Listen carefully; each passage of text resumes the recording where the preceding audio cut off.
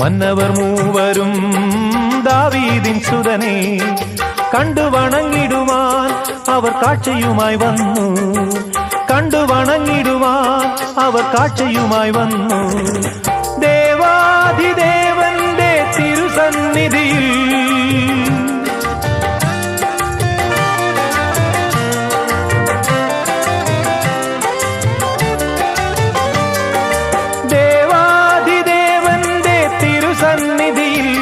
അവർ കാഴ്ചകൾ വെച്ചു വണങ്ങി.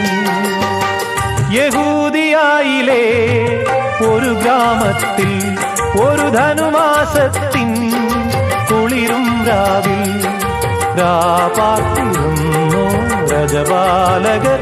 ദേവനാദം കേട്ടു ആമോദരാ. വർണ്ണരാജികൾ വിടരും വാനിൽ